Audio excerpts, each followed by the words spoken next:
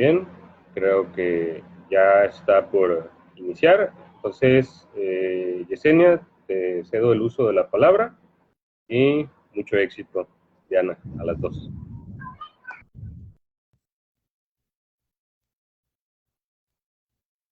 Okay. ¿Sí se me escucha? Sí, se escucha. Ok, pues buenos días, tardes. Mi nombre es Yesenia Cortés, estudiante de la Universidad Autónoma Indígena de México, de la licenciatura en Psicología Social Comunitaria de cuarto semestre. A nombre de la universidad, el comité organizador y el profesor Eric Guerrero le damos la más cordial bienvenida a la doctora Diana Mejía Cruz y a quienes nos acompañan a este foro que lleva por nombre ¿Qué es la evaluación y tratamiento transdiagnóstico hacia una teoría unificadora de la psicopatología? A continuación daré lectura al currículum de la ponente. Dice, investigador de tiempo completo en el Instituto Tecnológico de Sonora. Pertenece al Sistema Nacional de Investigadores en nivel candidato. Obtuvo el grado de maestra en Psicología de Adicciones en la UNAM. Llevó a cabo el doctorado en Análisis Experimental de la Conducta en la UNAM. Durante sus estudios de doctorado realizó una estancia de investigación en Washington University, estancia corta de investigación en el Departamento de Psiquiatría, Psicoterapia y Psicosomática, Hospital Universitario de Psiquiatría Zurich. Estancia de inmersión cultural en Pima, Colegio Comunitario, Tucson, Arizona. Ha trabajado en el Instituto Nacional de Psiquiatría, Instituto de Atención y Prevención de las Adicciones del Distrito Federal, Centro Nacional para la Prevención y el Control de las Adicciones, Sistema Penitenciario en Santa Marta, Acatitla, Sistema Nacional de Apoyo, Consejo Psicológico e Intervención en Crisis por teléfono SAPTEL, Fundación Casa Alianza para Niños y Adolescentes en Situación de Abandono Social. Ha sido docente en la Universidad Abierta y Educación a Distancia de la UNAM, Universidad Tecnológica de México y Universidad Intercontinental. Ponente en congresos nacionales e internacionales. Cuenta con 8 artículos y 5 capítulos de libros en el área de adicciones. Ha impartido 35 cursos de capacitación en psicología de las adicciones. La dinámica del foro es la siguiente. La ponente tendrá de 30 a 40 minutos para desarrollar su presentación. Enseguida se pasará a la discusión del foro, en la cual participarán mis compañeros Milka Ruelas y Diego Cortés. Después se mantendrá el micrófono abierto para la realización de comentarios y finalmente se dará lectura al reconocimiento a nuestra ponente. Bienvenida, doctora Diana. Le cedo la palabra. Hola, muchas gracias por la invitación, Yesenia, y a Eric y a todos, y por tan bonita introducción al trabajo que he estado realizando en estos ya varios años que llevo en esta área que tanto me encanta. Y me estoy escuchando bien, supongo, ¿verdad? ¿Se ve todo bien? ¿Si me dan retroalimentación? Sí, Parece todo que sí, bien, se ¿verdad? ve bien tu presentación. Muy bien.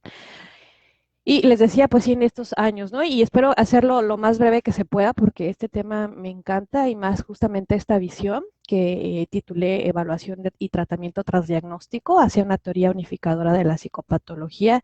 Y es que este encuentro que yo tuve por ahí del 2011 en un congreso internacional de análisis conductual aplicado, pues resulta que ya se estaba viendo este tema de lo transdiagnóstico y es cuando, pues bueno, tengo la oportunidad de interactuar con Warren Bickel como de la Universidad de Virginia, quien justo junto con Susan Mitchell, quienes trabajaban mucho las tareas de evaluación temporal, pues traían justamente este trabajo de investigación de dominios de criterio que nos permitía justamente entender que era la psicopatología más que estas visiones nosológicas descriptivas que tenía la psiquiatría clásica.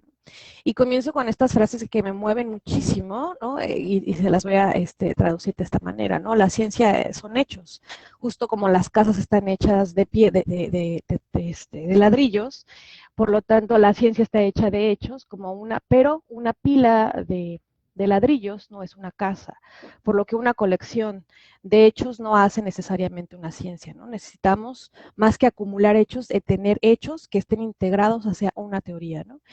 Y es lo que también decía Darwin, ¿no? Dice, acerca de 30 años, no puede ser que después de 30 años todavía haya geólogos que designen que observar es lo importante más que teorizar. Así como esto me recuerda a alguien que dice que lo principal que tiene que hacer un hombre es ir a una pila de grava y contar cada uno de los granos y describirlos por colores.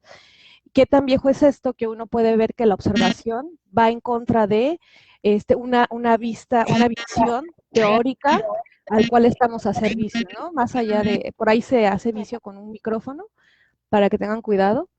Entonces, estas frases son importantes, ¿no? Reveladoras, porque justamente Charles Darwin viene a quitarnos al área de la biología como una ciencia que era puramente descriptiva, ¿no? Al contrario, ¿no? Viene a dar una teoría unificadora que explica el porqué de tanta diversidad en la vida.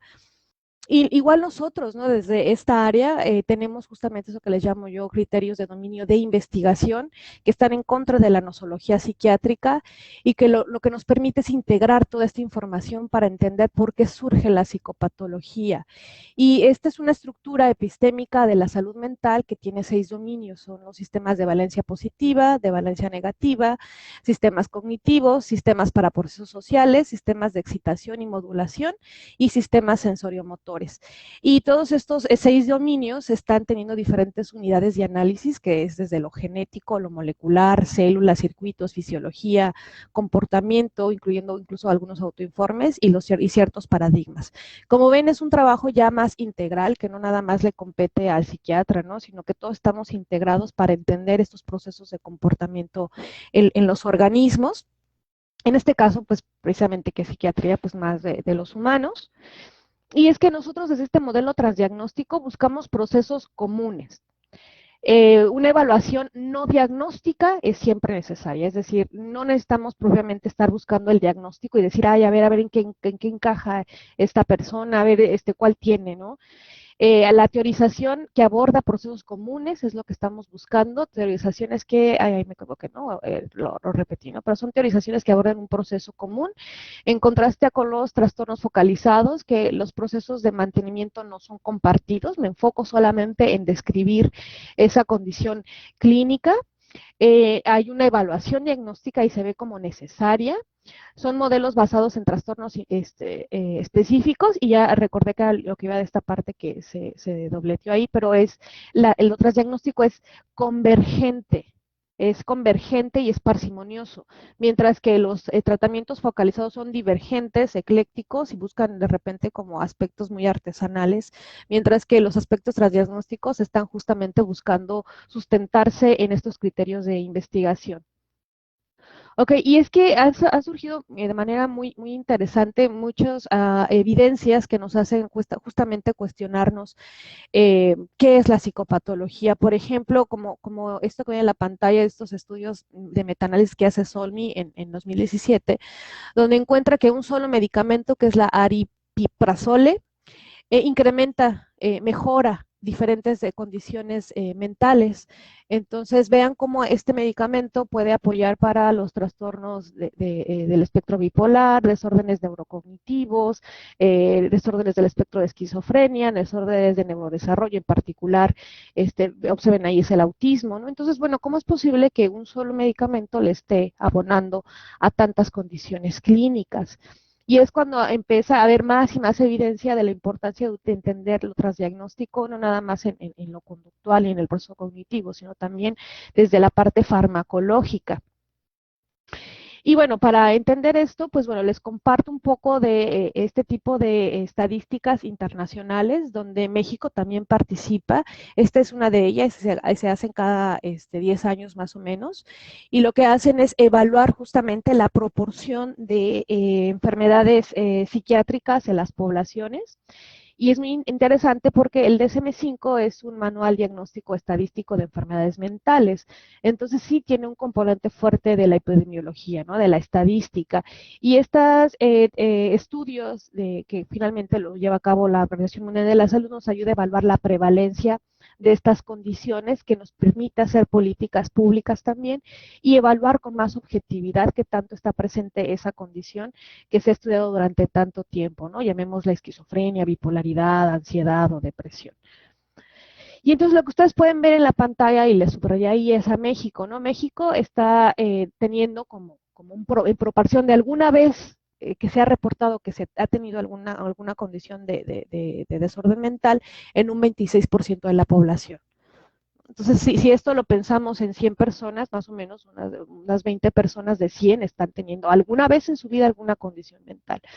De esas 20 personas, 14 están en el rubro de un trastorno de ansiedad, 9 en el rubro de un trastorno del estado de ánimo y 5.7 lo que llamamos externalizante, que son todos los trastornos del control de impulsos. Y bueno, son 5 para trastorno externalizante y 7 para las condiciones de desorden por abuso de sustancias, más o menos en esa proporción, si lo hablamos como en 100 personas. ¿Ok? Pero eso es alguna vez en la vida en ese reporte que se tiene de ese muestreo.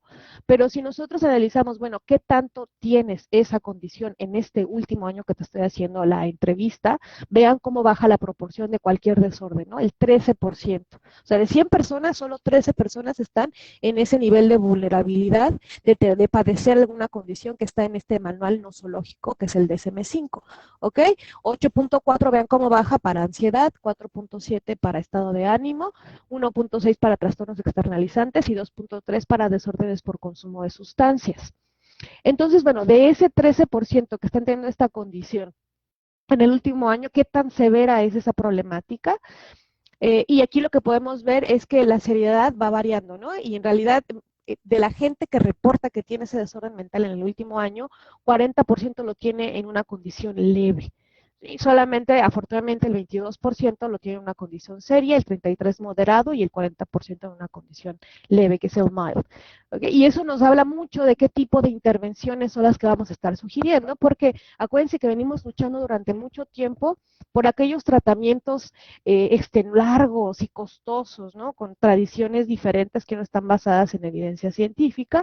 Y la misma estadística nos dice que si nos centramos solamente en la parte nosológica, me estoy perdiendo mucho de trabajo que hacer por muchísima gente que a lo mejor está en un nivel de riesgo y que podemos actuar oportunamente y no esperar a que estén en las condiciones de un desorden serio que ya necesita no nada más el trabajo del psicólogo, sino el trabajo multidisciplinario con un psiquiatra, con un nutriólogo, con un trabajador social, con alguien incluso de ciencias del ejercicio físico, ¿no? Hoy en día se ha visto esa evidencia también que contribuyen y abonan mucho a la recuperación de los pacientes.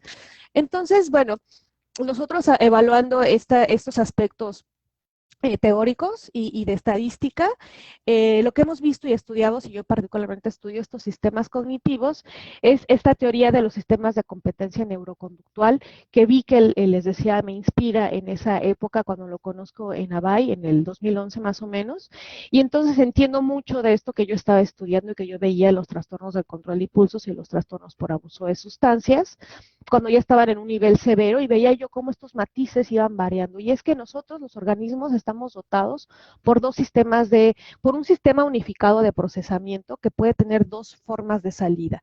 ¿Por qué? Porque a veces necesitamos pensar rápido.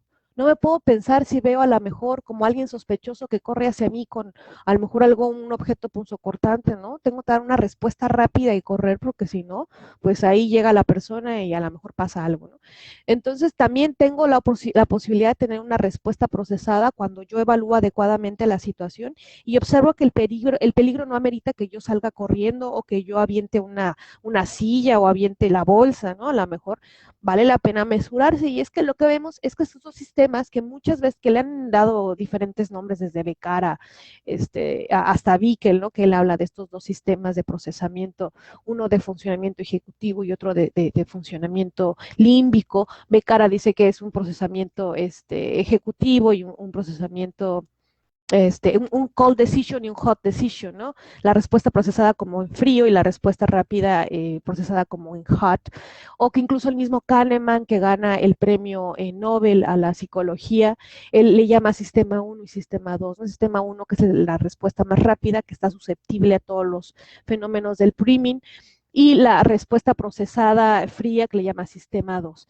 Y entonces esta respuesta procesada pues tiene un filtro de trabajo que es lo que llamamos funcionamiento ejecutivo, que es la memoria de trabajo, la flexibilidad cognitiva para ver de qué manera respondo. Memoria de trabajo es mantener en operación mental determinados ítems para poder funcionar en la demanda ambiental que estoy teniendo, el lenguaje interno, la inhibición de la expresión de la emoción y la actividad motora, la planificación y la resolución de problemas, así como la toma de decisiones. Entonces tenemos un filtro que nos dice, a ver, ¿cuál es la mejor respuesta que tengo que dar para esta situación? ¿Ok? Y lo que vemos es que en la psicopatología pues hay una hipofunción de toda esta actividad inhibitoria y hay una hiperactivación de toda la respuesta rápida que está muy fuertemente modulada por el sistema límbico. El sistema límbico, tenemos las 4 Fs que están ahí mediadas, que a veces da mucha risa, ¿no? Que es el feeding, la alimentación, el flying, que es la respuesta de miedo, de huida, el fighting, que es la agresión, y el fucking, que es la conducta reproductiva, ¿no? Entonces, piensen ustedes mucho en la psicopatología. ¿Qué pasa si yo no puedo controlar mi respuesta de agresión? No puedo filtrarla adecuadamente, aparecen los trastornos del control de impulsos, ¿no? No puedo controlar este temperamento y entonces tengo este problema para ser muy agresivo, no tengo el filtro para decir una opinión que a lo mejor puede ser no tomada adecuadamente. Piensen también, por ejemplo, si yo tengo demasiado miedo, ¿no? Y no puedo controlarlo en el flying, pues aparecen los trastornos de ansiedad. Si yo tengo problemas en el feeding, la alimentación, pues aparecen todos los trastornos de la conducta alimentaria, incluyendo la obesidad. Si yo tengo problemas para controlar mi conducta reproductiva, pues entonces aparecen todas las parafilias y las disfunciones sexuales, ¿no? Entonces, básicamente esta teoría está integrando justamente por qué aparece toda esta gama de problemáticas y lo que nos dice es que hay una hipofunción de cierta actividad sobre otra y gran parte de que se diera la manifestación de una u otra conducta es por la historia del reforzamiento de la persona.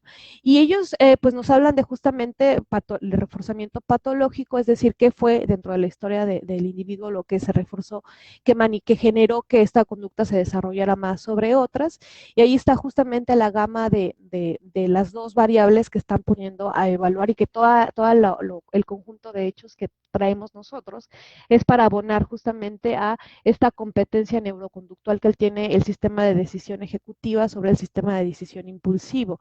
Entonces, ¿qué sucede cuando tengo bajo ambos niveles o cuando los tengo actuando alto los dos o alto uno y bajo el otro? Vamos encontrando como diversas manifestaciones de problemáticas poco adaptativas para el contexto de la persona. Y esto lo digo así porque desde el texto que yo les compartí, pues vamos a ver más adelante que Brooke nos dice que en realidad pues puede que haya una funcionalidad de ese comportamiento en cierto contexto y el problema es que si yo te cambio del contexto es cuando el comportamiento que tú tenías fuertemente reforzado ya no es tan adaptado. Es decir, yo vengo de un ambiente donde pelear, gritar es lo que se necesita para estar yo adaptado y conseguir los recursos y sobrevivir en este ambiente y tú me pones en un ambiente donde tengo que estar sentado, poniendo atención, leyendo, pues entonces dista mucho de lo que se estuvo reforzando durante muchos años en estos otros contextos. Y bien, otra de las teorías unificadoras es la de Hayes, que él nos habla justamente de que la patología está surgiendo por la inflexibilidad, es decir, hay una persistencia a resolver la problemática de la misma manera y el organismo no es capaz de modular su respuesta, es decir, frenarla y evaluar qué otro posible repertorio, en su repertorio de conducta tiene otras habilidades para resolver. Hay muchísima persistencia. Entonces, lo que buscamos desde este paradigma es buscar que la gente tenga flexibilidad psicológica. Vemos que esa inflexibilidad hace que las personas se fusionen con los pensamientos que pueden ser de no sirvo para nada, ¿no? Y evidentemente es un pensamiento que lo lleva a la inactividad o a comportamientos impulsivos. Se persiste mucho en una sola actividad, generalmente tiene mucha experiencia evitativa, es decir, no se aproxima a aquellos estímulos que los ha categorizado como muy aversivos o que pueden ser problemáticos para su sobrevivencia. Tiene una atención inflexible, es decir, tiene dificultades para tener la atención sostenida, selectiva y concentrarse y tener el famoso flow del cual han hablado muchos teóricos, necesario para los componentes del bienestar psicológico, y evidentemente estas condiciones de inflexibilidad le hacen que no tenga, que se rompan mucho de aquellas cuestiones que él consideraba como valiosas, y entonces ya se rompen valores y metas que tenían como que habían sido inicialmente parte de la persona, ¿no? Entonces, cuando vemos la flexibilidad, lo que ustedes pueden ver es que la persona analiza el contexto donde está para saber qué es lo que se necesita para funcionar en ese contexto, se compromete a la acción. Sí, ya este compromiso a la acción le permite mantener justamente como gran parte de sus valores, tiene aceptación de los eventos que a lo mejor va a ser difícil estar haciendo cambio, pero va a haber aquellos que sí puede hacer los cambios, es capaz de mantener la atención sostenida, selectiva e indicada, eh, y hace difusión de las ideas, ¿no? Puede haber un pensamiento de soy un fracaso, pero dice, bueno, esto nada más es un pensamiento, esto no representa totalmente lo que yo soy.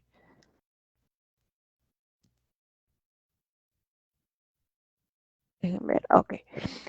Y bueno, nosotros lo que hemos hecho también como otra teoría unificadora para entender la toma de decisiones es encontrar justamente cómo es que en estos sistemas de decisión nosotros podemos encontrar subtipos de problemáticas asociadas a cómo es que los humanos estamos respondiendo y ponderando situaciones a largo plazo con determinada probabilidad de que estos eventos ocurran o no.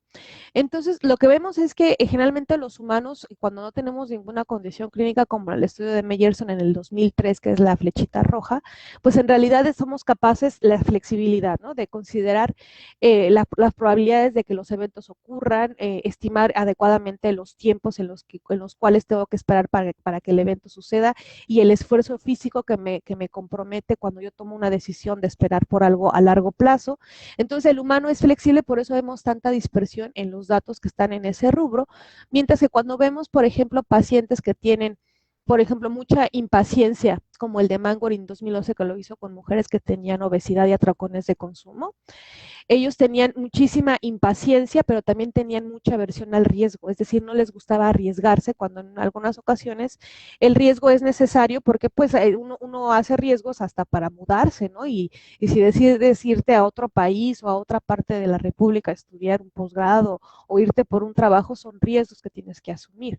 Entonces, lo que vemos con estos pacientes que tienen los problemas de obesidad es que son muy impacientes, quieren la recompensa inmediata, tienen esa preferencia, ese sesgo por la recompensa inmediata, pero también tienden a evitar los riesgos, ¿no? Entonces, ellos prefieren una recompensa pequeña pero segura a arriesgarse por una recompensa de mayor magnitud que tiene a lo mejor altas probabilidades de que ocurra. Ellos no deciden no hacerlo, ¿no? Entonces vean cómo este tipo de patrón de respuesta está asociado justamente a este problema conductual que vemos que es el atracón por conducta de consumo de comida carbohidratosa, y que también lo hemos encontrado en trastornos por consumo de sustancias en consumidores de cocaína, de heroína, de uso de alcohol, de metanfetaminas. Vean, por ejemplo, la combinación que encuentra Petri en el 2001. Esto nos habla de que llevamos ya casi todo lo que llevamos de este siglo XXI trabajando mucho esto, que encuentra que las personas que tienen esta preferencia por las recompensas pequeñas, inmediatas, y además tienden a asumir riesgos, ojo aquí, riesgos que a lo mejor son poco probables de que ocurran, aún así se siguen arriesgando. Tenemos esta combinación de juego patológico con trastornos por consumo de sustancias, que evidentemente van haciendo más difícil el trabajo de recuperación con el tratamiento que se tiene que brindar al paciente, porque no solamente está las problemáticas de autocontrol, sino también están las problemáticas de búsqueda de riesgo, de actividades riesgosas, y aquellas sobre todo que hay pocas probabilidades de éxito. Lo que también encuentran Hall, Green y Meyerson con pacientes que tienen solamente juego patológico es que no tienen problemas por su paciencia, es decir, pueden esperar por recompensas de mayor magnitud, pero sí toman muchas decisiones bajo riesgo donde saben que las probabilidades de éxito son bastante bajas. Vean cómo este tipo de tareas, estos procesos cognitivos, nos dan para que nosotros evaluemos y configuremos diferentes tipos de problemáticas conductuales que nos hagan acertar más en las propuestas de tratamiento que tenemos. Este es un estudio que, por ejemplo, que publicamos nosotros en el 2016, donde comparábamos el patrón de ejecución que tenían los usuarios de cocaína, marihuana y controles en diferentes tareas monetarias. lo que ustedes pueden observar es que los usuarios de cocaína en general tienen unas curvas más pronunciadas en contraste con el grupo de marihuana y control, y el grupo de marihuana y control no tienen gran diferencia en lo que les voy a explicar ahí, que es el triangulito de 3000 y el triangulito inverso que es de 200, es decir, para ganancias monetarias tienen un patrón muy similar al grupo control y marihuana. Y el grupo de cocaína no, tiene una caída de devaluación más abrupta, que quiere decir que tienen más preferencia por la recompensa pequeña e inmediata. Y también observen, cuando hay 3.000 y 200, hay un efecto en magnitud, es decir, 3.000 pesos se devalúan menos rápido que 200 pesos. Hay más tolerancia al tiempo de entrega porque vale más la pena esperar porque es mucho más la magnitud. Es lo que reconocemos nosotros como efecto en magnitud.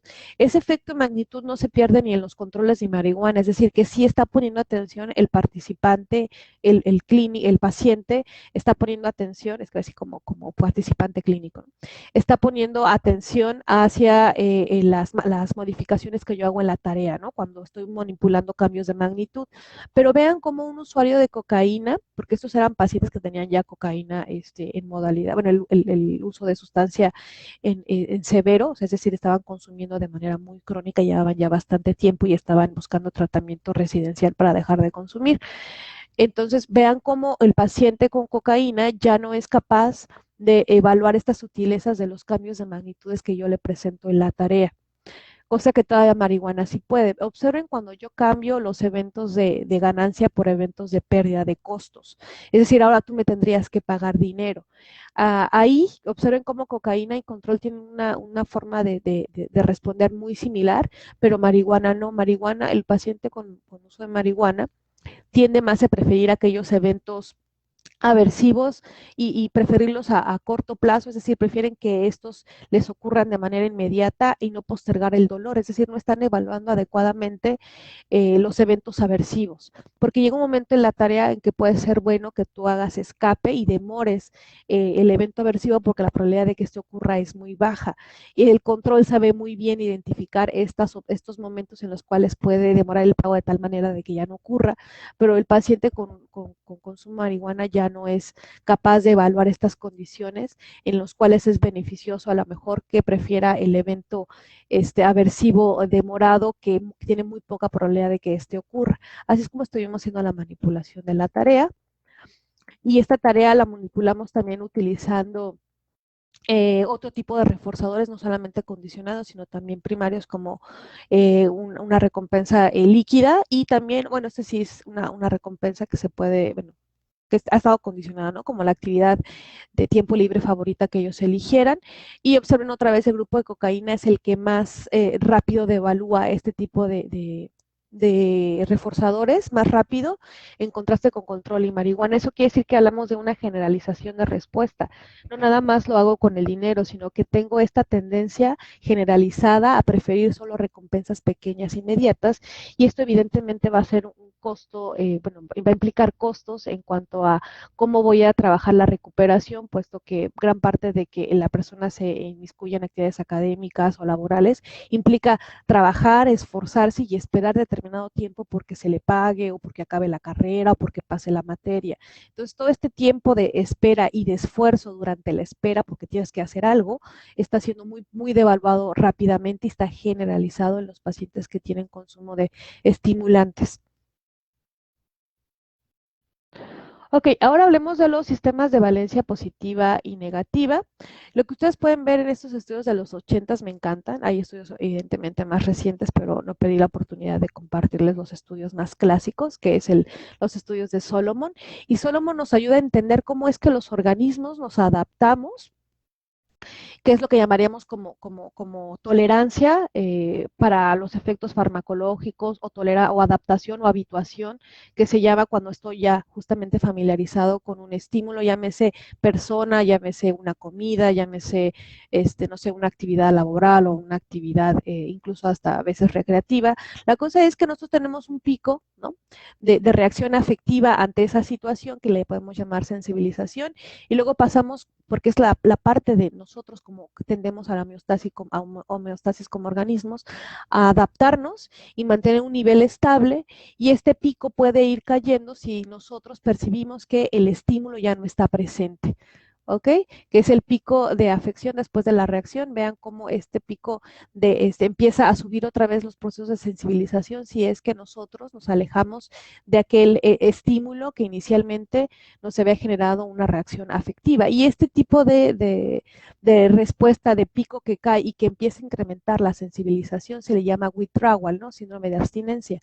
Entonces, estas condiciones, pues bueno, son parte de los organismos y es algo que nos pasa cuando perdemos hasta ese celular que nos gustaba mucho, ¿no? Y, ay, mi celular, y ay, qué bonito, y de repente ya no me parece como tan excepcionalmente bonito, tengo una habituación, me acostumbro, pero si se me pierde y empiezo a decir dónde está mi celular y lo encuentro de nuevo, empiezo a decir, ah, bueno, sí, sí está muy bonito y si lo extrañaba y es mi celular. Entonces, es un proceso que tenemos ante diferentes estímulos y que muchas veces es la clave incluso de algunas rupturas amorosas, ¿no? Donde podemos pensar que no, es que siempre sí lo quería o la quería y lo extraño, pero en realidad es un proceso oponente muy, muy normal como parte de la habituación. Una vez que el estímulo se ha retirado, esto de manera natural nos va a causar este síndrome de abstinencia, esta respuesta psicofisiológica que denota que estamos teniendo un proceso de acostumbrarnos nuevamente a que ya no está ese estímulo presente, y una vez que nos habituamos a la ausencia de ese estímulo, otra vez estamos en un nivel de homeostasis, como lo pueden ver ahí cuando se une a la línea de cero en la respuesta psicofisiológica. Entonces, esto es muy natural y es algo que podemos compartir con muchos organismos y que nos pasa hasta con aquellas parejas que decidimos en un momento de frío, de toma de decisiones, porque esa pareja no era como la indicada. ¿Y qué sucede una vez que tomamos la decisión y la pareja ya no está? Pues bueno, muy, muy natural esta parte del proceso oponente, que sucede mucho en nuestros consumidores de sustancias cuando dejan de consumir y se aleja la sustancia, pues evidentemente el cuerpo tiene una serie de reacciones que es como un refuerzo negativo, ¿no? Voy y consumo para evitar tener este síndrome de abstinencia que me parece tan desagradable, ¿no? O voy y busco a la persona, o voy y me busco un novio o una novia rápido para que no sienta yo este síndrome de abstinencia que me parece muy desagradable. ¿Ok? Y esto nos habla de la teoría de sensibilización de reforzamiento que trabaja tanto Gray y que Philip Corr lo retoma en el 2004 para entender los sistemas de activación de sistema de activación conductual BAS o sistema de inhibición conductual BIS.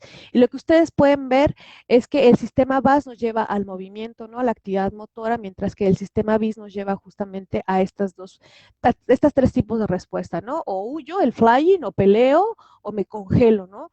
Entonces, lo que nos lleva es a una sensibilidad a la percepción de que existen eventos que van a ser muy castigantes, mientras que la otra nos lleva a la sensibilidad de una recompensa.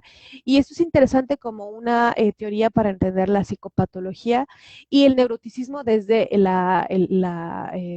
modelo experimental lo que llamamos neurosis experimental, donde el organismo, no nada más los humanos, organismos, cuando no sabemos discriminar adecuadamente entre un estímulo delta y un estímulo discriminativo, no sabemos cuál es la opción o sea, no sabemos qué estímulo es el que va a estar asociado a la recompensa y qué estímulo está asociado a la no recompensa. Es decir, no hay tanto orden y hay tanta ambigüedad que no sé cómo voy a responder porque a veces se me da y a veces no se me da el reforzador.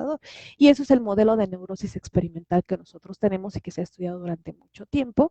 No se vayan por esas neurosis que habló Freud hace muchísimos años, ¿no? O sea, intuitivamente a lo mejor trataba de analizar un poco estos correlatos, pero no es hasta que se hacen los experimentos y sobre todo allá en Rusia que se entiende la neurosis experimental a través de la discriminación de estímulos. Y algo que aquí sucede es justamente, ¿no? Que los organismos, el humano en este caso, no está entendiendo muy bien cómo funciona la discriminación de los estímulos y por eso tiene una alta sensibilidad al castigo. Y entonces esto refuerza la conducta evitativa. Mientras que cuando el paciente tiene demasiada sensibilidad a la recompensa, aparece esto que llamamos extroversión, que puede llevarnos a los trastornos del control de impulsos. Es decir, busco tanto la sensibilidad a la recompensa que no estoy siendo capaz de evaluar cuáles son los efectos, bueno, cuáles son las contrapartes castigantes que vienen también dentro de la elección de cierta opción de recompensa. Y esto lo vamos a entender más con tareas como el Iowa Gambling Task, donde justamente hay recompensas, pero también hay castigos, ¿no? Y es que esto emula mucho las condiciones diarias del humano. No todo lo que tomamos como decisión siempre es puro reforzamiento, ¿no? Piensen ustedes en la misma psicología, ¿no? La misma psicología que a lo mejor puede ser muy interesante porque puedes aprender mucho de por qué el humano se comporta de tal manera, pero también viene abonado mucho el estudio del inglés, mucho a las matemáticas, mucha estadística, y entonces es, ay, esto no me parece tan reforzante, ¿ok? Entonces, este tipo de tareas simulan mucho más este tipo de eventos que en lo cotidiano nos pasan, ¿ok? Y nosotros justamente para entender estos modelos de el BISBAS, lo que hemos hecho, este es un artículo que está por salir, es analizar estos operadores con la tarea del Iowa Gambling Task y manipular estas condiciones de sensibilidad a las pérdidas y a las ganancias y el factor aprendizaje que tienen los humanos y emular este tipo de condiciones que observamos en nuestros participantes humanos con agentes que programamos para ver si tenemos más claridad de qué es lo que ocurre en los humanos y estos sistemas de valencias positivos y negativos, ¿no? Ante el costo y ante la ganancia. Entonces, lo que ustedes pueden ver en la pantalla es que esto es un mapa de calor. Lo que más se acerca al rojo intenso son decisiones óptimas, es decir, que tienes más ganancias que pérdidas.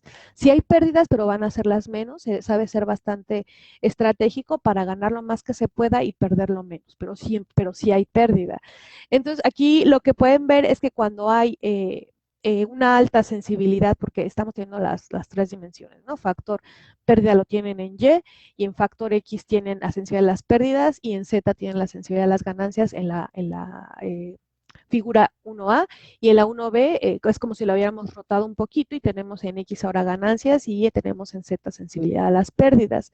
Y lo que pueden ver de manera general es que cuando yo tengo si tengo alta sensibilidad a las pérdidas y tengo un factor aprendizaje para saber dónde realmente estuvo las condiciones de pérdidas, puedo optimizar más mi toma de decisiones e irme arriesgando de tal manera de que yo esté acumulando el dinero, ¿no? Porque lo que hace la tarea es que en un mazo de cartas tú juegas y vas justamente aproximándote a cada una de ellas para entender cómo funciona, ¿no? Cuántas cartas te dan, en qué mazo de cartas tienes más probabilidad de ganar puntos y tienes menos puntos que te quiten, en cuáles a lo mejor tienes muchos puntos que te dan, pero también tienes cartas que te quitan muchísimos puntos y a la larga terminas debiendo más en este juego, o aquellas cartas que son muy, muy seguras, donde a lo mejor ganas casi siempre y pierdes muy, muy poquito, pero la cantidad de ganancia es muy pequeña versus otras donde te puedes arriesgar un poco más, ¿no?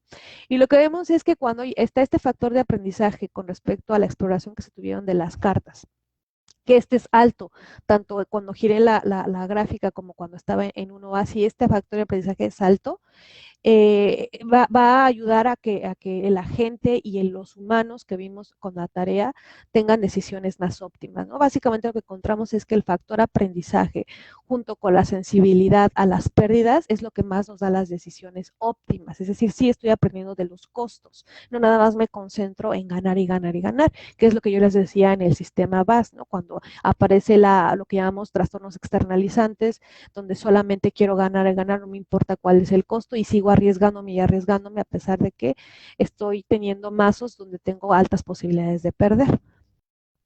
Ok, y aquí en este mismo estudio, lo que ustedes pueden ver es cómo tenemos un grupo A y un grupo B, que el A tuvo mayores opciones ventajosas, mayor proporción de estas alternativas, y el B tuvo menor proporción de alternativas, y vean cómo se disparan, cómo se disparan, ¿no? Cómo se alejan las medias y las desviaciones de los dos grupos una vez que están teniendo interacción con toda la tarea, ¿no? Van aprendiendo justamente cómo funciona la tarea y se va haciendo más grande la brecha entre los dos grupos, quienes sí aprenden de este factor aprendizaje y están siendo sensibles a qué mazos de cartas implican más pérdidas.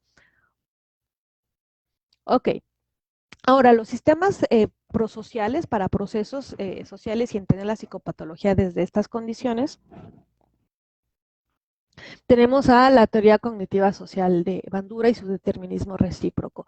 Y es que bajo esta bandura, yo soy muy banduriana, lo admito siempre, ¿no? Y sobre todo en la parte de tratamiento, el organismo, el humano, está justamente analizando su contexto en el cual está él inmerso, y dentro de ese contexto tiene la posibilidad de, a través de la observación, tener estos procesos de atención, es decir, atender, estar como poniendo mucha atención sostenida para saber cuáles son las conductas que se ejecutan en ese lugar y qué modelos son los más exitosos para realizar determinadas conductas. Entonces el organismo es capaz de atender, retener toda esa información y empezar justamente a hacer el procesamiento de cómo es que tiene que llevar a cabo la actividad, le ejecuta la actividad y tiene una motivación que a través de la retroalimentación que dan los otros sobre la ejecución de esa conducta. Es, hey, hiciste muy bien las operaciones de matemáticas, hey, bailaste muy bien ahorita aquí en la clase. Entonces, vamos a una clase de danza y ahí nos podemos justamente observar quién baila mejor, cómo baila la maestra, cómo bailan los alumnos que supone que son más avanzados. Voy a ver cómo le voy a estar haciendo.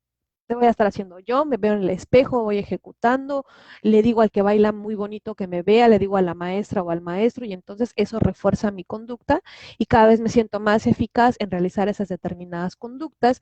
Y es que justamente de este paradigma, pues nosotros en cualquier contexto en el que estemos, pues vamos teniendo estos mismos procesos, y muchas veces los modelos que tenemos pues son poco saludables, ¿no?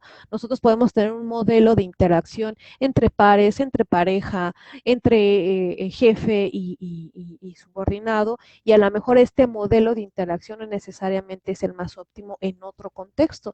Y el organismo tiene que ser en este caso flexible para analizar aquellos modelos de entrenamiento al que estuvo sometido durante mucho tiempo y ser capaz de ser flexible y capaz de modificar evidentemente su comportamiento en función de ese nuevo contexto, porque hay otras demandas, y capaz de evaluar qué contexto le beneficia más, qué contexto es mucho más agradable y que le ayude más sobre sobrevivencia y mayor obtención de recursos, incluyendo incluso el forrajeo, ¿no? Con la selección de la pareja.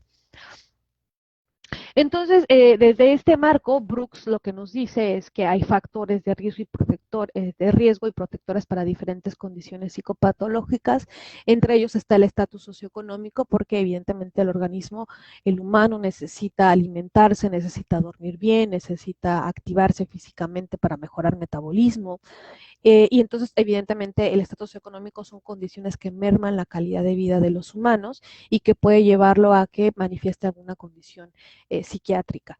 El uso de sustancias en la familia o modelos familiares que son poco saludables, ¿no? Amigos consumidores, exposición a violencia y trauma, vecindario riesgoso, factores de riesgo en la escuela, ¿no? A veces la escuela no puede ser un buen factor protector, o factores de riesgo culturales, ¿no? Y piensen en ciertos grupos, ¿no? Estos famosos cultos, ¿no? Como el que tuvo Charles Manson, pues ahí me trabé, ¿no? Que era un grupo, ¿no? Que en realidad lo que hacía, lo que no favorecía la producción individual, sino más bien era un culto que lo que hacía era manipular mucho para insertar ideas de molestia hacia quienes no estaban dentro del culto, y lo que hizo al final fue que estos jóvenes cometieran actos delictivos. Entonces, esto que les he dicho, pues a grandes rasgos es como la integración y el abono que hay de diferentes investigaciones a las partes teóricas para entender por qué ocurren ciertas conductas que pueden considerarse desadaptativas y que algunas de ellas han caído en toda la nosología psiquiátrica. Y para esto los tratamientos transdiagnósticos que tenemos, por ejemplo, Harman en el 2017 en Australia empieza con estas nuevas tendencias de riesgo en la salud mental, ¿no? La propuesta es niveles de riesgo, y lo que tú haces es analizar en qué etapa están la población, y en función de eso vas haciendo tus estrategias de trabajo. Y vean, como les mencioné en las encuestas en la parte de la psiquiatría epidemiológica, que muy pocos desórdenes están como siendo presentes a nivel serio. Entonces, igual en este estudio Harman en Australia lo que encuentra es que la prevalencia es muy baja, pero que él puede hacer mucho para evitar que ocurran estos desórdenes del espectro psicótico, bueno, de esquizofrenia, trastornos bipolares, depresivos y desórdenes de personalidad. Y lo que hace es irse por diferentes etapas para enfocarse, como ahí dice, Early Intervention Focus, para enfocarse justamente en esos 3 niveles de riesgo, utilizando las mediciones de los criterios de dominio, ¿no? Los famosos ERDO que les acabo de platicar hace un rato. Y con base en eso va él estableciendo los niveles preventivos. Por lo tanto, trabajar la prevención universal selectiva indicada es lo que estamos necesitando aquí nosotros. Y en algunas de las charlas que he tenido con algunos colegas, que igual les voy a compartir más adelante, lo que hemos visto es que las intervenciones breves, pues bueno, son las que tienen muchísimo costo-eficacia, ¿no?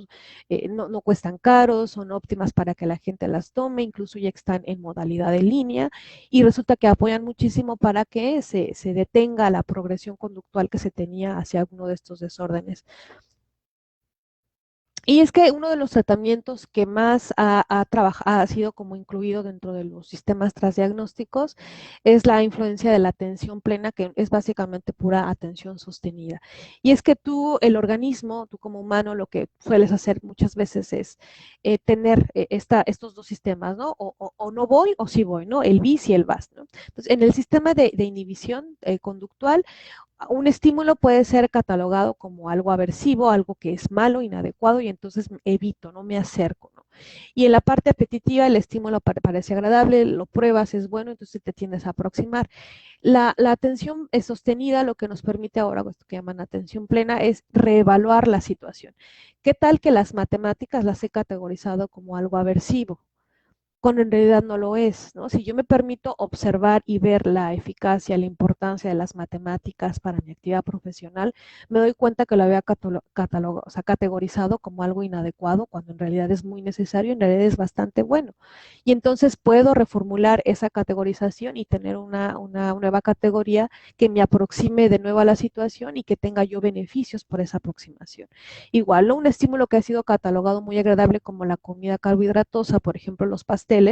Entonces, ay, me encanta el pastel, entonces lo como seguido, entonces eso me lleva a un problema de sobrepeso o de obesidad. Entonces, darme la oportunidad de ver qué tanto he catalogado estos estímulos como agradables, cuando en realidad, si los observo detenidamente y tomo la decisión en frío, me doy cuenta que esto no es así. Vean cómo esto dista mucho de las aproximaciones que dicen que el mindfulness es yoga, ¿no? En realidad, el mindfulness es un proceso atencional que Linehan justamente fue de las primeras que lo estuvo trabajando como en términos de entrenamiento que se puede hacer, y mucho de lo que se hace es de entrenarte con aspectos muy sencillos como la comida o la bebida que tomas, pero es un entrenamiento para que tú lo puedas hacer en un orden de otras actividades más complejas.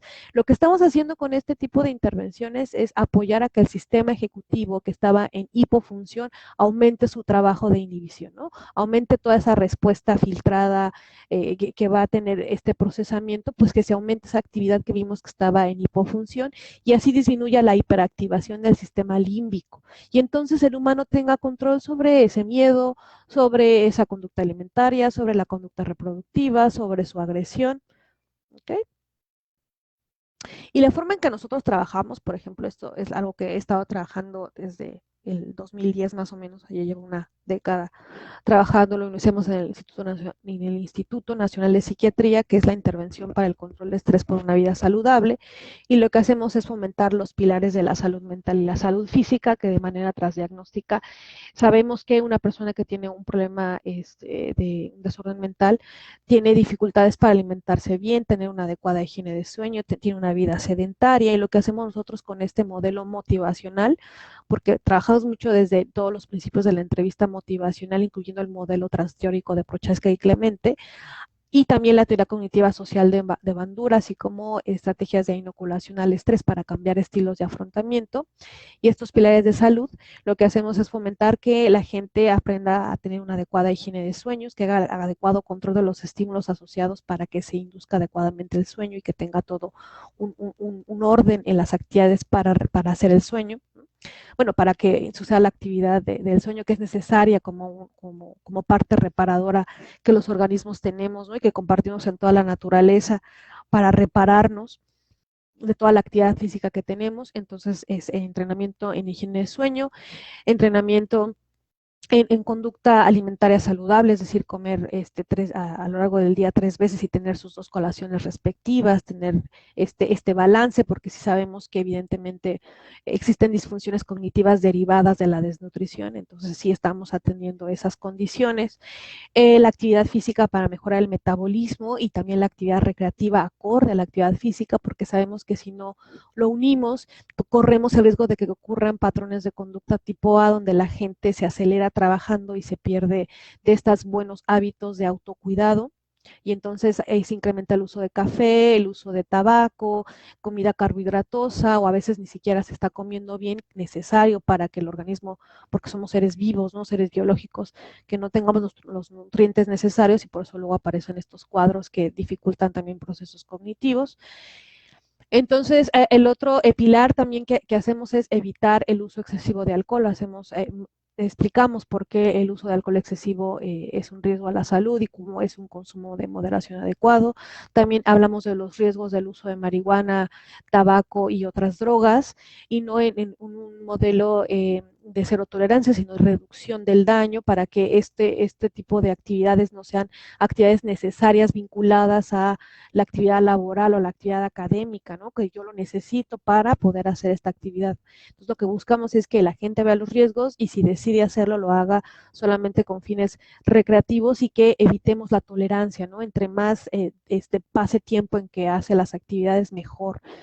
Y lo que trabajamos también es entrenamiento en habilidades de comunicación, precisamente porque en estos modelos que tienen en esos contextos desde la teoría cognitiva social, puede que esos modelos de interacción no hayan sido muy adecuados, o más bien ese repertorio de conducta a lo mejor esté chocando mucho con el nuevo contexto académico donde se encuentra, o laboral donde se encuentra, o con a lo mejor la nueva relación de amistad o de pareja que quiere empezar a tener el paciente. Entonces, lo que hacemos es entrenarlo en habilidades de comunicación, y hacemos mucho ensayo conductual de cómo debe llevarse a cabo estas habilidades, ¿no? Entonces, yo te enseño por qué son importantes, te las modelo como terapeuta y te ayudo a que tú las ejecutes, y te doy retroalimentación para que cada vez te hagas más experto en la habilidad de comunicación y en las técnicas de rechazo a consumo, por ejemplo, de sustancias. Entonces, hay un modelamiento constante.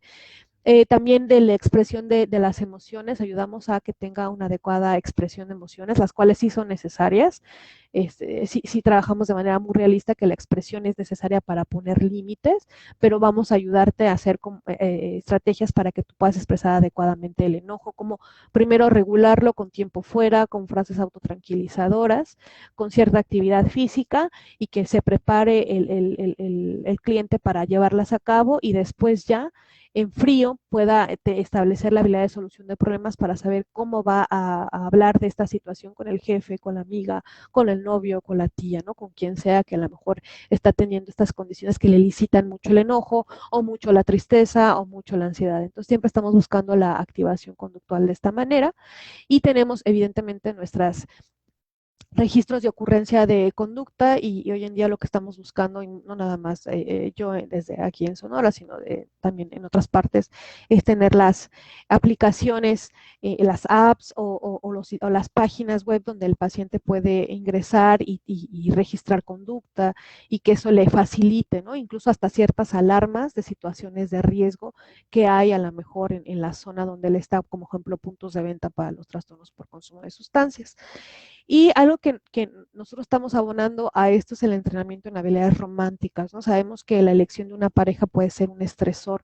Si esta pareja que se eligió es una pareja que a lo mejor tiene cierto repertorio conductual que podemos denominar agresivo, ¿no? Verbalmente o físicamente. Entonces, lo que buscamos es que entre más temprano se entrene a los adolescentes en esto, pues mejor, ¿no? Entonces, lo que hacemos es entender el insight, la autoridad y la regulación de las emociones. Lo que ustedes ven aquí son los estudios de Joan Dávila, quien es que a través de registros conductuales y de situaciones simuladas de conflicto, ha logrado dar evidencia de cómo entrenarte como hombre y mujer en estas habilidades, pues disminuyes las respuestas de ansiedad y de síntomas depresivos, tienes más satisfacción en tus relaciones de pareja, menores, les decía, síntomas de ansiedad y menor elección de pareja bajo estados de ansiedad o de evitación, que les decía yo que muchas veces es la elección que se tiene como parte del síndrome de abstinencia del proceso oponente de Solomon, ¿no? Entonces, el humano es capaz de soportar ese evento aversivo, es decir, el síndrome de abstinencia, es capaz de tolerarlo y entonces tomar una decisión en frío para su próxima relación de pareja. Y el entrenamiento ha sido para hombres y mujeres. En el hombre todavía el estilo de elección de pareja evitativo no tiene una modificación estadísticamente significativa, pero sí el estilo de elección de pareja de ansiedad, pero también tiene mayor satisfacción cuando está entrenado, menores síntomas depresivos y menores síntomas de ansiedad. Y lo que observamos aquí, por ejemplo, en el sistema de codificación de conductas que ellos hicieron es cómo hay una correspondencia entre la pareja entrenada, porque lo han hecho incluso ya en parejas que han estado en diadas y que han ido y que se ha hecho todo el registro de la interacción. Lo que han visto es que el hecho de que tu pareja también esté entrenado en las habilidades AIMI incrementa la satisfacción que tú tienes, ¿no? Abona a la satisfacción de la otra pareja. Y esto evidentemente nos da mucha luz porque no podemos hacer algo, ¿no? Podemos entrenarnos y en conductas muy específicas para generar más estados de bienestar. Entonces ya nos quitamos este tipo de ideas muy populares, ¿no? De lo que te toque, lo que sea es bueno, no, espérate. Tú como humano puedes hacer mucho por tu autocuidado y por tu selección de pareja, ¿no? Puedes hacer mucho para evitar a lo mejor permanecer durante estados de estrés mucho tiempo. Y esta es otra de las mismas trabajos de Dávila y de Su. Lo que pueden ver también es cómo no nada más aumenta la satisfacción, sino también hay una relación negativa entre los afectos negativos que se reportan las parejas que están entrenadas con el modelo AIMI, ¿no? Hay menos reporte de afecto negativo. Y esto es todo de mi parte. A ver si ahorita les puedo poner un poco ahí la página. Aquí estamos para apoyarlos en diana.mejia.edu.mx. Y ahí está mi sitio web donde estoy haciendo promoción de salud mental. También tenemos la página de Facebook donde estamos haciendo las charlas sobre la promoción de salud y la página propiamente del laboratorio. Y listo.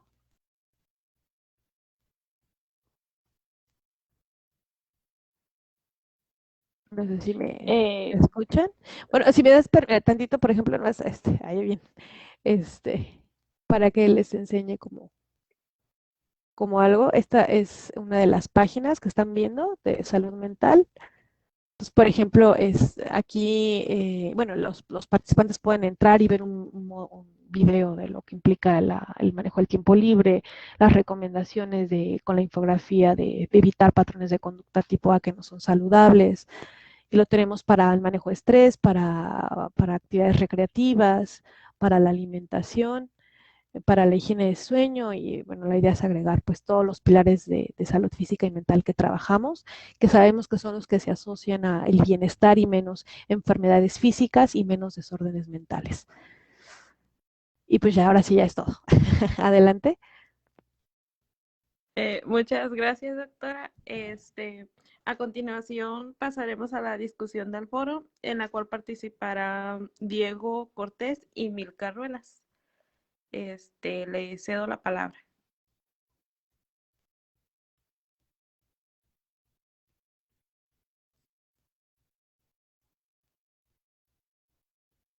Adelante.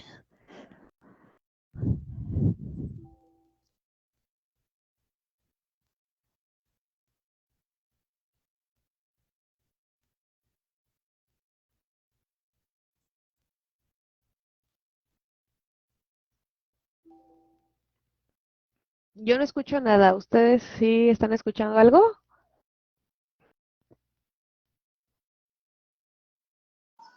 No. No, de hecho, en la sala no veo a ninguna de las dos personas que mencionó la moderadora, pero han estado, a veces cuando tienen problemas para conectarse, ponen su comentario acá en la transmisión. Entonces, a lo mejor en unos momentos vamos a tener alguna respuesta, ¿no? Si nos están viendo ahí la compañera Milka y Diego. No sé si habría chance entre que aparece esto también de que si hay otras personas que quisieran comentar algo sobre la presentación de la doctora Diana o hacerle alguna pregunta, comentar alguna inquietud, también podemos hacerlo, ¿no? En lo que vemos qué es lo que comentan mira, ya apareció. Sirvió aquí el entretiempo que hice. Creo que lo alcanzas a leer ahí, pero de todos modos lo voy a leer en voz alta, ¿no? Ajá. Me da chance.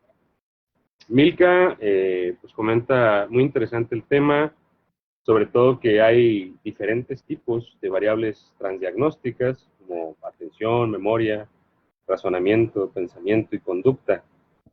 Los modelos más utilizados para la comprensión transdiagnóstica de la regulación emocional en distintos componentes. Ahí se termina el comentario. Me parece que no hubo pregunta, ¿no? Pero que sí es importante, ¿no? Lo que se está acá como resumiendo, ¿no? De la presentación. Claro. Bueno, Diana, a mí me han llamado la atención muchísimas cosas de las que has hablado porque me parece una presentación muy, ¿cómo decirlo? Muy completa en ese sentido. Ahora sí que le hiciste honor al título de perspectiva transdiagnóstica, ¿no? Yo creo que vas haciendo un cruce, un recorrido bastante interesante y sobre todo en cuanto a algunos modelos o aproximaciones paradigmáticas, ¿no? De frontera en psicología, que muchas veces son desconocidas precisamente en los estudios de licenciatura, ¿no? Por ponerte un ejemplo de una de las tesis que defiendes ahí en tu presentación, esta cuestión de la importancia del estudio de elección o de la conducta de elección, precisamente como una base, ¿no? Para la explicación de este tipo de problemas o trastornos psicológicos, me pareció bastante puntual y hasta la fecha me parece que es todo ¿cómo decirlo? Es algo que debemos considerar, ¿no? No solamente desde la parte en la que tú te desenvuelves mayormente, que es en la investigación, sino que también tiene eco en la parte de las aplicaciones, ¿no? Y la comunicación y divulgación, ¿no? Digamos, de este conocimiento para el área de la salud. Yo, a razón de esto, me gustaría plantearte, ¿no? Una pregunta, digo, aprovechando ahí en lo que Diego o alguien más gusta comentar algo. A tu ver, en la actualidad, este tipo de propuestas, o en general, ¿no? La visión transdiagnóstica ya está permeando, por ejemplo, el área de la prevención. Por ejemplo, la prevención en problemas de salud, puntualmente puede ser, por ejemplo, en el campo de las adicciones, ¿no? Que sé de buena tinta que tienes mucho trabajo ahí hecho. Pero ¿te parece que ya todo esto ya está permeando esa parte de ahora sí que la solución de esos problemas humanos? Desde el modelo de Brooks, sí, pero la parte de los sistemas cognitivos y los sistemas de valencia todavía no.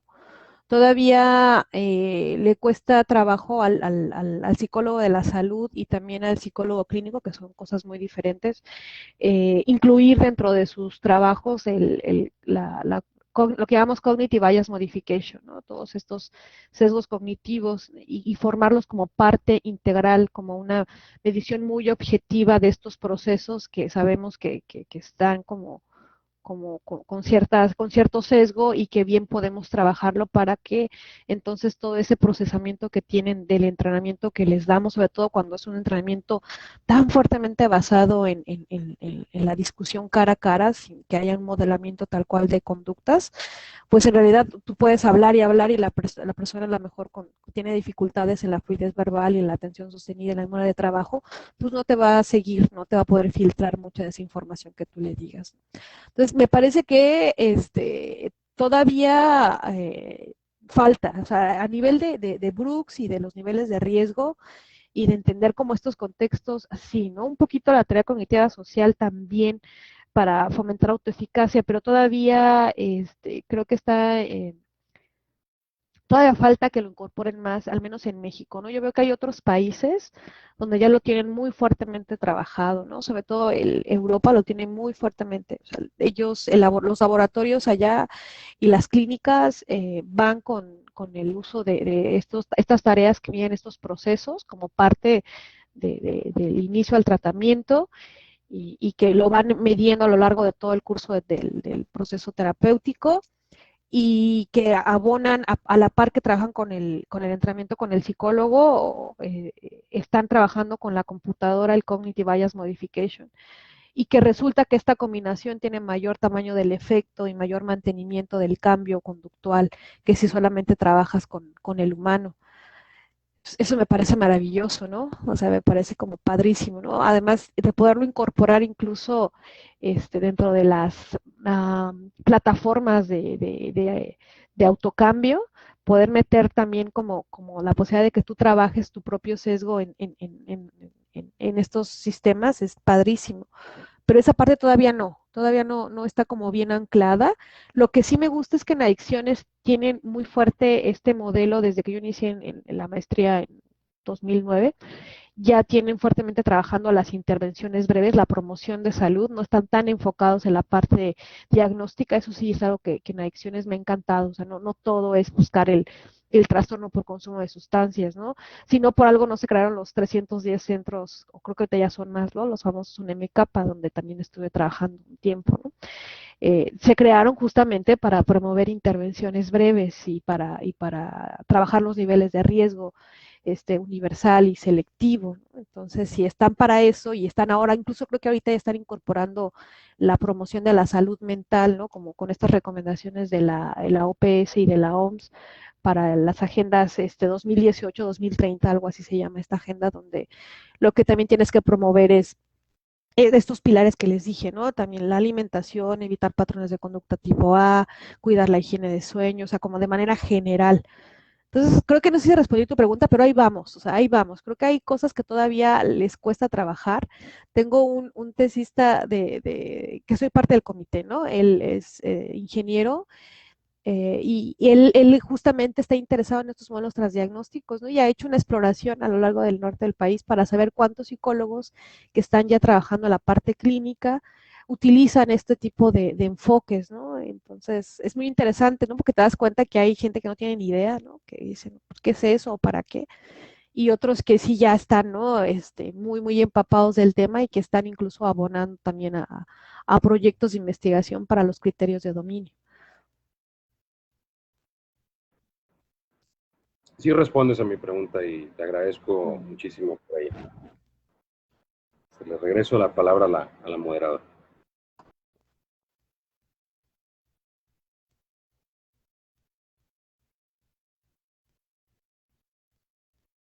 ¿Alguien más? Lo que sea.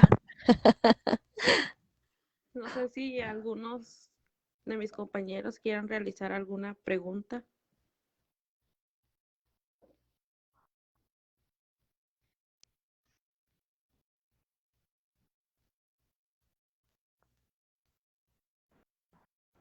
La voy a leer. Hay un comentario de Diego, ¿no? ¿Lo vas a leer tú? Ok. Oh, bueno, si quieres darte tú, date. Ah, bueno.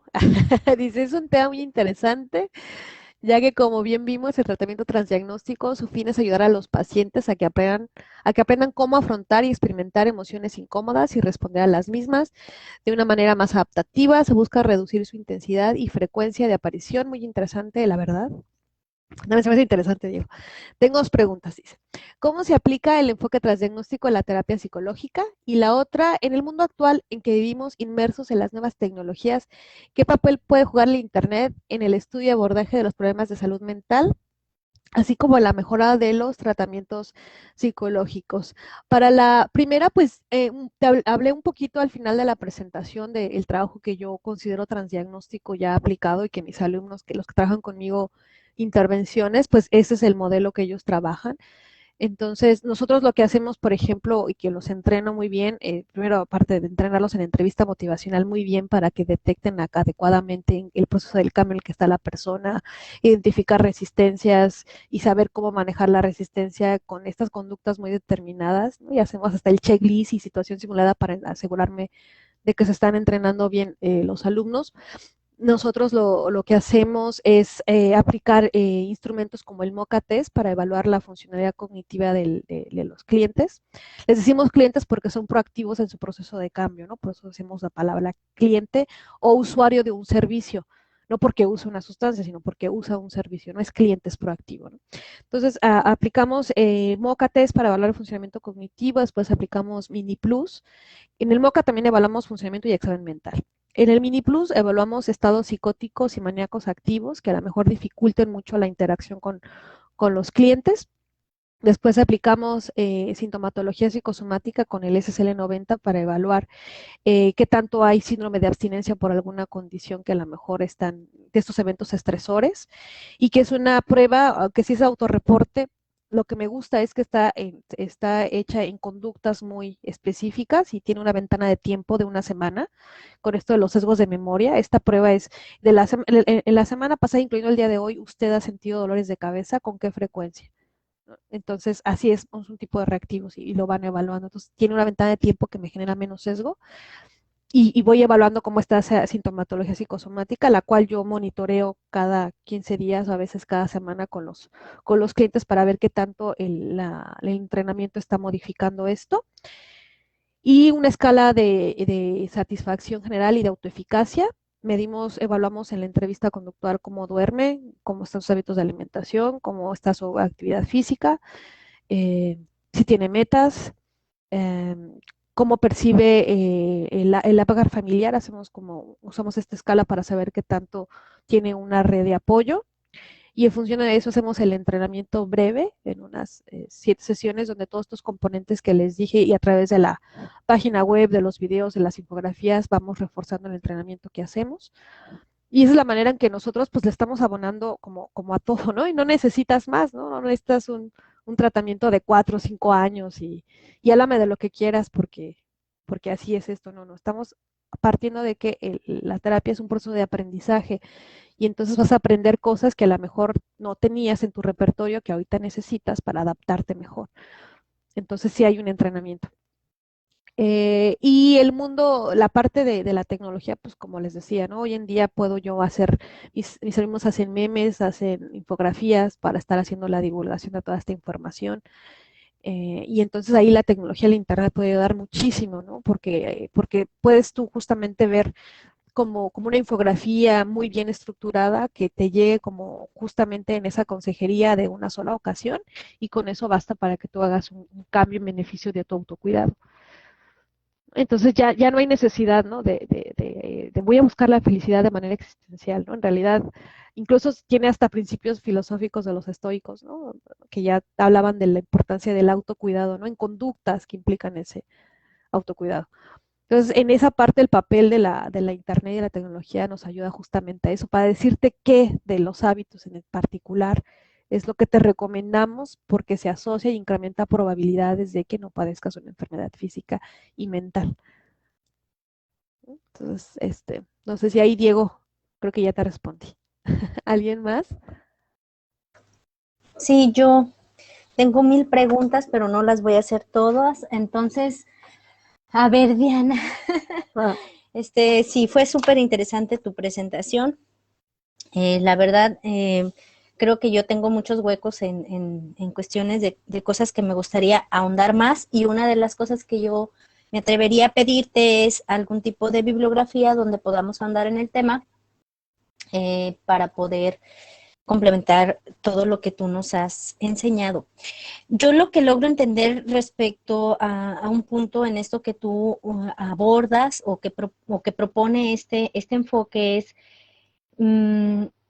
que en el tratamiento transdiagnóstico ya no es tanto poner el énfasis en el aspecto de los diagnósticos diferenciales a nivel psiquiátrico y todo, sino más bien en aquellos aspectos en común que pudieran aportar, ¿verdad? Que están subyacentes, se podría decir, a los trastornos mentales. Claro. O a las psicopatologías. Entonces, realmente las propuestas de los pilares de salud física y mental en el abordaje, todo esto, pues de alguna forma son cosas que ya hacemos en la consulta clínica, ¿no? Creo que más bien aquí es la forma en cómo lo propones en el sentido de una manera más estructurada en una evaluación más ordenada respecto a cada uno de estos trastornos. Y el abordaje o la evaluación, el tomar en cuenta los aspectos de las funciones ejecutivas que mencionabas, como los procesos inhibitorios, las cuestiones de flexibilidad cognitiva y todo esto. Pero aún, a mí me queda todavía como muchos huecos respecto a cómo ir integrando todos estos elementos como de una manera más armoniosa, porque como que hay pues obviamente cosas que ya de alguna forma manejamos y otros que se están sumando a este abordaje, pero yo sí quisiera pedirte como más forma, más bibliografía de dónde poder ir enriqueciendo esto que tú nos enseñas, para poder nosotros también aplicarlo o irlo diseñando dentro de nuestros abordajes terapéuticos, ¿no? Porque sí creo que hay cosas que ya hacemos, pero hay otras cosas que nos falta, pues mucho, nos falta muchísimo en el aspecto del abordaje clínico, si vamos a abonarle a esta parte, a esta cuestión transdiagnóstica, ¿no? Claro, claro, sí, sí, con gusto les puedo pasar más información. Algo que a mí me encanta es, desde este enfoque, es no estar como centrado en el diagnóstico, no perder de vista la riqueza que hay de prevención. Entonces, porque muchas veces las intervenciones están centradas en buscar qué del DSM-5 hay, y muchas veces no es así, ¿no? Muchas veces Sí, sí. la gente necesita una sola consejería. Se ha visto, ¿no? Por ejemplo, usuarios de tabaco, ¿no? Una sola sesión de consejería con el odontólogo, bien entrenado, mientras hace profilaxis, Así es. suficiente.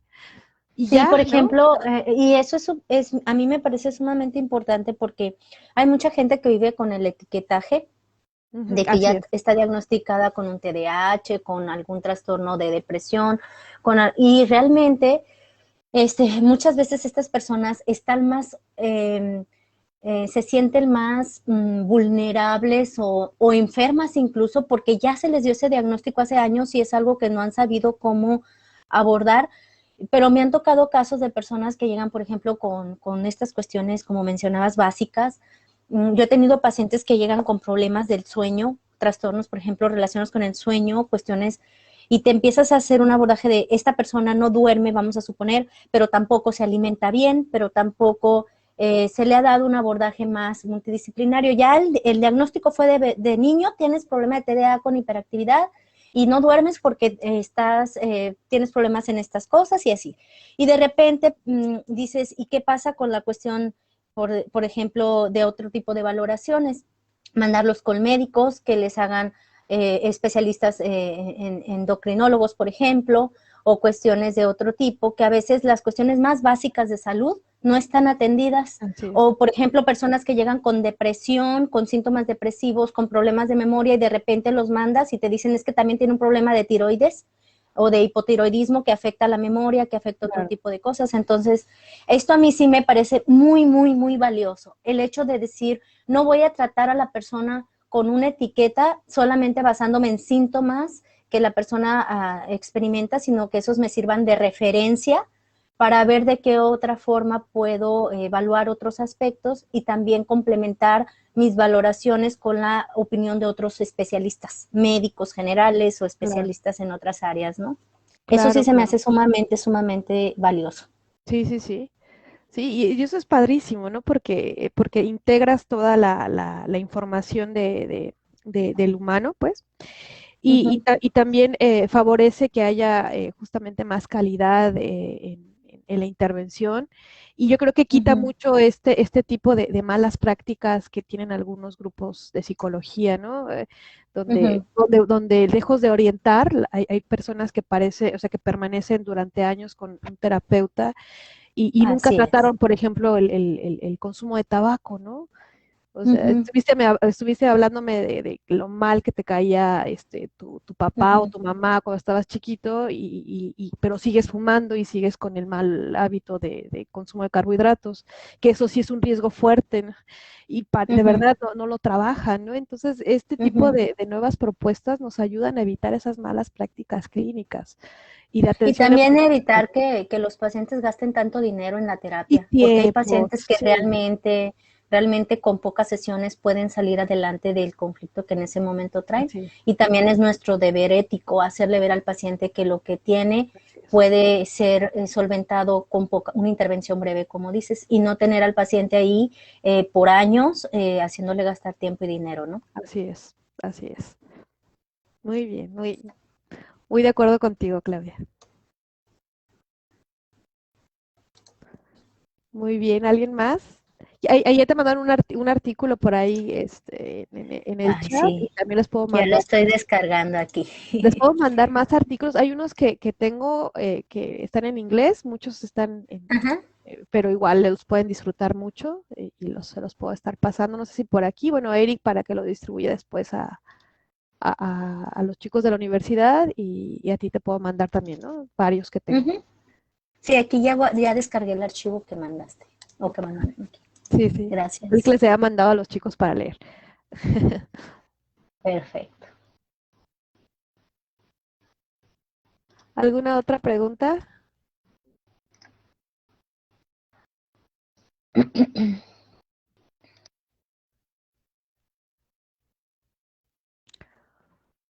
A mí me gustaría preguntar algo así breve. Todo esto que has comentado y la importancia que tiene el tema, me gustaría, como estamos aquí hay varias estudiantes de psicología social comunitaria que, pues de alguna manera, ¿no? Uno de los contextos de acción del perfil que tiene esta carrera es precisamente el ámbito en general, ¿no? De la salud. ¿Qué recomendaciones les harías tú para, digamos, el día de mañana que estas chicas regresen a sus comunidades o hagan algunas prácticas en comunidad en donde se vean este tipo de temas, ¿no? Que involucran a la salud humana? Así como 5 recomendaciones que pudiera decir, esto lo van a requerir. Ok, yo recomendaría mucho revisar las guías de buenas prácticas clínicas de la Organización Mundial de la Salud. Creo que son buenas guías prácticas y que están como muy apropiadas a la cultura, ¿no? Son guías que están como teniendo como grupos de estudios a partir de diferentes países, ¿no? Creo que vale la pena revisar esas guías. Am, Recomendaría algunos textos a lo mejor que vale la pena mucho revisar, como el libro de modificación de conducta de Kass-Zinn, el libro de entrevista motivacional de Miller y Rowling, que vale muchísimo la pena. ¿Qué otras?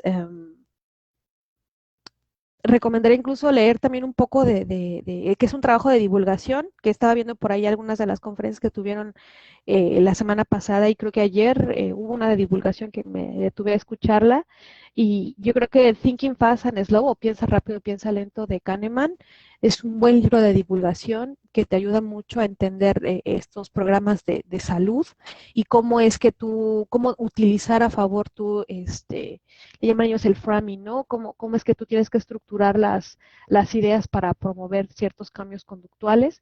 Entonces, creo que revisarse a Kahneman vale muchísimo la pena. Yo creo que algo importante es trabajar, hacer más integral, ¿no? Buscar tener interacción con médicos, con enfermeras, trabajadores sociales, licenciados en ciencias del ejercicio físico, nutriólogos, o sea, abrirte a qué otro tipo de aproximaciones tienen ellos, que saben, que han encontrado, o sea, un trabajo, o sea, sin miedo a conocer este tipo de abordajes también, porque al final hay que integrarnos. Y pues mucha lectura en inglés, ¿no? También quitarte o sea, ver que eres capaz de hacer este tipo de lecturas que te ayudan mucho a saber qué es lo que hacen en todo el mundo, ¿no? Qué es lo que hacen en China, qué es lo que hacen en Australia, todas las partes del mundo, ¿no? En Rusia, todos. Entonces, abrirte a la lectura en inglés vale muchísimo la pena. también entender mucho de la estadística para poder saber cómo interpretar adecuadamente los niveles de evidencia y entonces tener como más argumentos para saber qué tipo de prácticas están siendo sustentadas y tienen buenos correlatos estadísticos, entonces vale mucho la pena que tu formación se llene de esta parte matemática también, y creo que sería todo lo que les recomendaría para iniciar, ¿no? Y apasionarse y hacer posgrados que valgan la pena en la promoción de la salud física y mental, y no quedarse con esta parte clínica nada más, ¿no? O sea, vean las riquezas que tiene la psicología de la salud también, ¿no? Porque de repente todo el mundo quiere ser clínico y solamente atender depresión y ansiedad. Cuando en realidad el clínico, pues en realidad tiene que trabajar problemas de neurodesarrollo, ¿no? Que implica incluso, por ejemplo, autismo y retardo mental, problemas neurocognitivos como el Alzheimer, el Parkinson, y también es parte, está vertido dentro también del DSM-5, ¿no? No todo es ansiedad y depresión, ¿no? Incluso también el espectro de la esquizofrenia, entonces implica tener como un conocimiento más amplio. Yo les llamo más tareas cognitivas que neuropsicológicas, porque no hay como una evaluación probablemente de la actividad cerebral.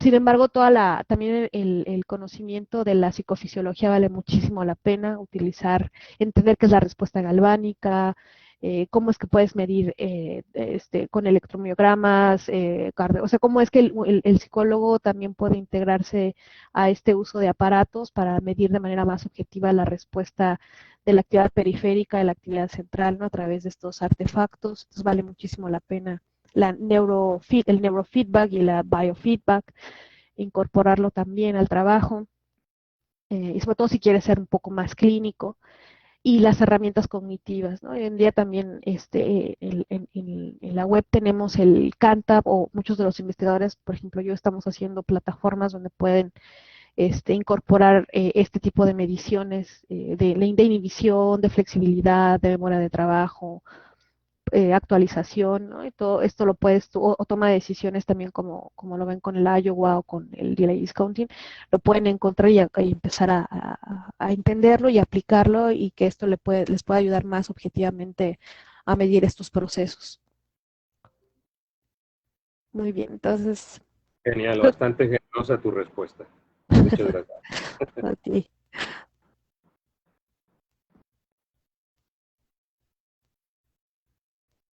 Y creo que ya no hay nadie más, ¿verdad?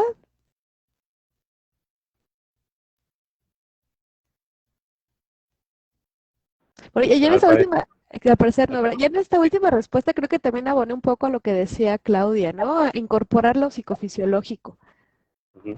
a ayudarnos de toda esta instrumentación que hemos dejado de hacer, y es tan bonito hacer el mapeo.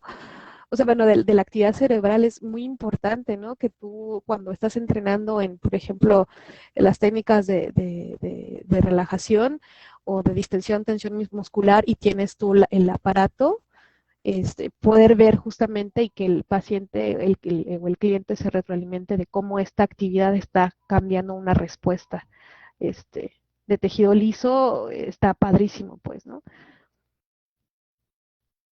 O músculo estriado, ¿no? Bueno, pues estriado cardíaco liso, ¿no? Pero que se observe cómo es que tú como humano tienes también control de esta respuesta, está padrísimo. O de glándulas, ¿no? También, ¿no? Entonces vale la pena también incorporar ya el uso de la respuesta psicofisiológica.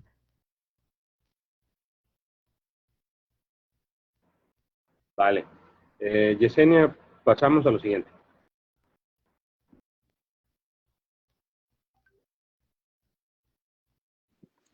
Ok, entonces ya para finalizar este foro, se dará lectura al reconocimiento a nuestra ponente.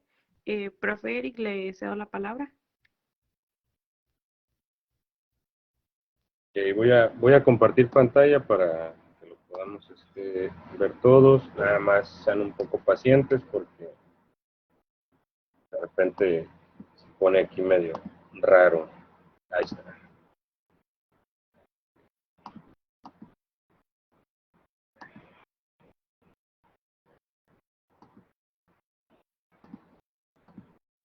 Voy a compartir mi pantalla porque no me dio la otra opción.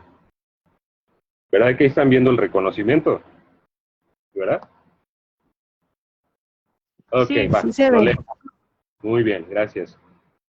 Ok, Diana, de parte de la Universidad Autónoma Indígena de México y del Programa Educativo de Licenciatura en Psicología Social Comunitaria, le otorgamos la presente constancia a ti, doctora Diana Mejía Cruz, por tu participación como expositora en este foro, que es la evaluación y tratamiento transdiagnóstico hacia una teoría unificadora de la psicopatología, dentro de los foros de divulgación y diseminación de los tratamientos psicológicos basados en evidencia. Esta actividad la llevamos a cabo pues el día de hoy por medio de esta plataforma para nuestra comunidad universitaria. Mochicahui, el Fuerte, Sinaloa, atentamente toda la gente de todos los pueblos. Firman nuestro director general de la unidad Mochicahui, el ingeniero Celso Armenta, y la coordinadora del programa educativo, la maestra María del Pilar Saldaña.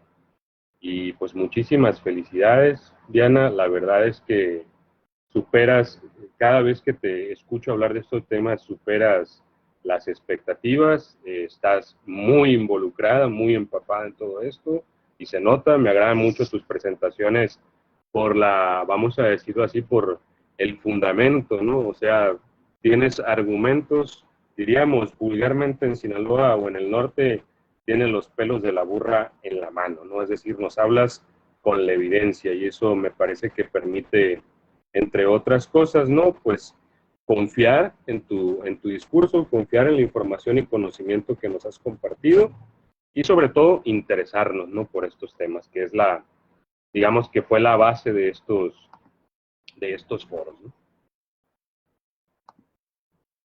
Y pues... Muchas gracias, Eri. Siempre un placer estar con ustedes y compartir un poco de lo que sé. Y qué gusto. Yo siempre digo eso de la burra, ¿verdad? Si la burra es parda, es como un lema. ¿Qué tal? Sí, Tú nos has permitido ver con claridad, ¿no? En un tema sí. ahora sí que tan amplio y como decía ahorita la compañera que comentaba hace un momento, Claudia, creo, apasionante, ¿no? Esta visión Sí, integradora que es el transdiagnóstico. Genial. sí. Diana, no sé si quieras hacer algún otro comentario, si no, solamente tomaríamos una fotografía, una captura de pantalla como evidencia y estaríamos finalizando con el evento. No, pues muchísimas gracias nada más. Un placer. Esperemos que pronto volvamos a coincidir. Genial, pues sí, muchísimas gracias a ti. Les voy pidiendo que vayan abriendo por favor sus cámaras, quienes estén en posibilidad de hacerlo. Voy a tomar una captura de pantalla y entre que voy haciendo este asunto y van prendiendo su cámara, aprovecho para dar mi reconocimiento y felicitación al comité de estudiantes que estuvo participando en estos foros, que se encargaron de la organización, que pues la verdad aligeraron entre todas y todos la carga de trabajo que implicaba todo esto, a quienes fueron moderadoras, a quienes están haciendo el registro de la sesión, a quienes participaron como diseñadores del formulario de registro y asistencia, a nuestro diseñador gráfico genérico aquí de la carrera, a todas y todos, pues muchísimas felicidades. Estoy muy contento por lo logrado. No esperaba que tuviéramos tan buen foro, pero la verdad es que ha estado mucho mejor de lo que hubiese imaginado y cerramos con broche de oro, ¿no? Con mi colega y también diría amiga Diana, ¿no? Que me da muchísimo gusto también aprovechar para saludarte y dejarle mis mejores deseos a ti y a Lauren y a la Fermina, ¿ok? Muy bien. Así es, Va. muchas gracias. Ya está, ya estamos todos, todas. Tomo la fotografía en 3. A ver otra, porque esta salió medio rara. Ahí está. 1, 2, 3. Sonrisa. Ahí está. Muy bien. ¿Todo bien? Que pasen bonito día, bonita tarde. Ya casi es hora de comer. Buen provecho si están por hacerlo. Y les mando un abrazo a todos. Hasta luego. Abrazos, qué placer, cuídense. Cuídense. Bye. Bye, abrazos.